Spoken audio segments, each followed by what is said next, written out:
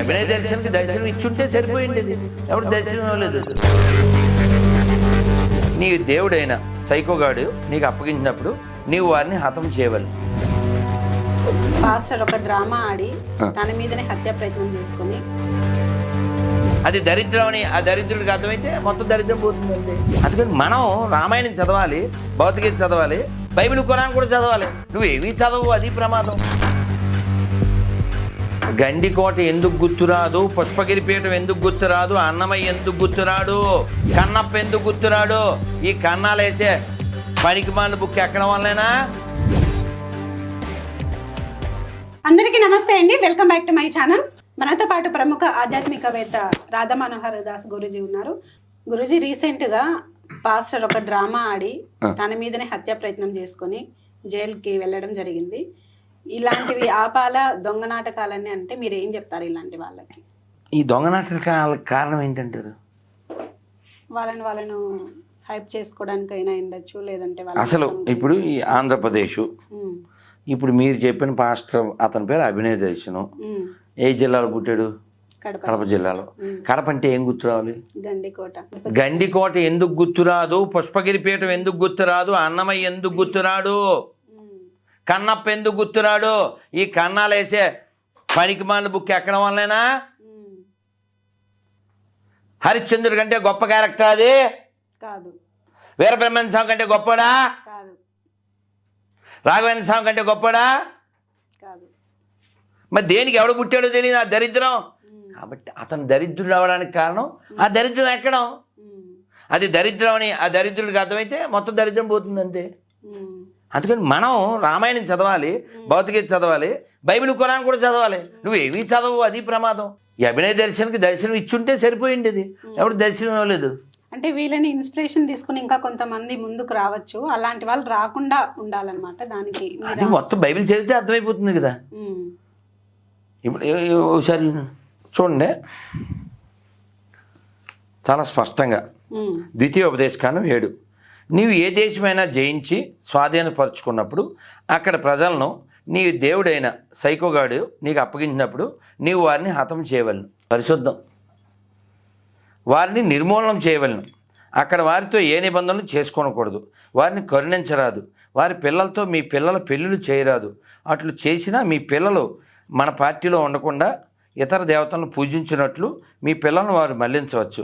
అప్పుడు యెహోవా కోపాగ్నికి నీవు బలి అవదువు. సైకోగాడు అంటే ఇందాక చదివింది వీడిపేరే.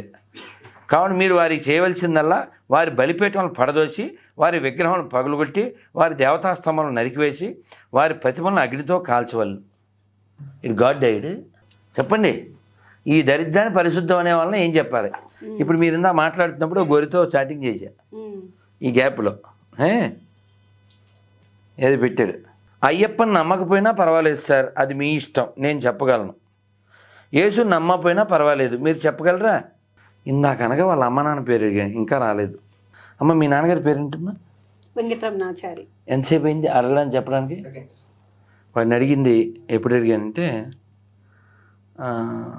ఒక 10 నిమిషాలు 22:31 అడిగాను. ఇప్పుడు ఎంత అయింది? 22:35, 4 నిమిషాలు అయింది. 40 నిమిషాలని అడి చెప్పడు. మీకు ఫోన్ నెంబర్ పెట్టాను, మీ అమ్మ నాన్న పేరు చెప్పగలిగితే ఫోన్ చేయండి. యేసు వాళ్ళ నాన్న పేరు చెప్పగలిగితే ఫోన్ చేయండి.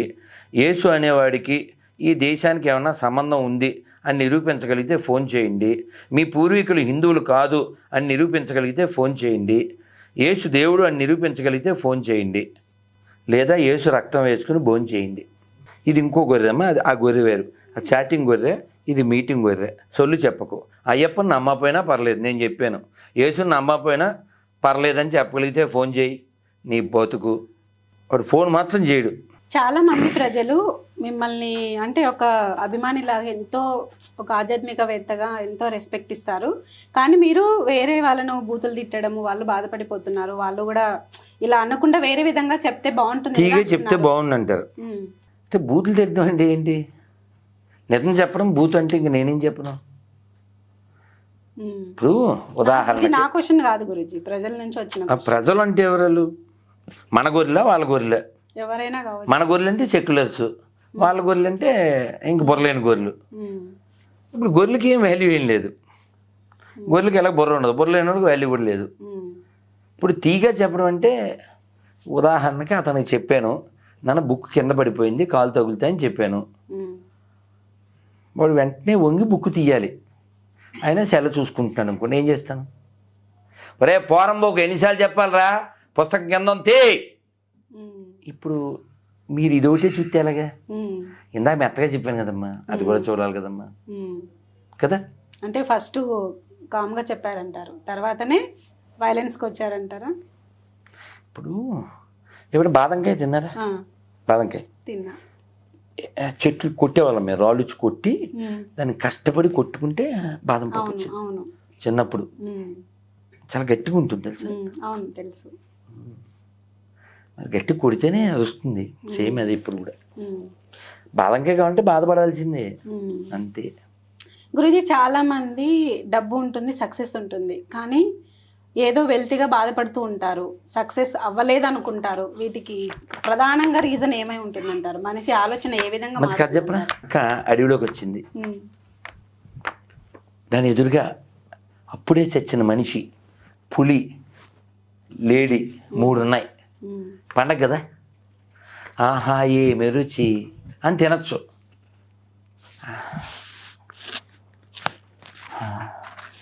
ఏం తిందాం ముందు?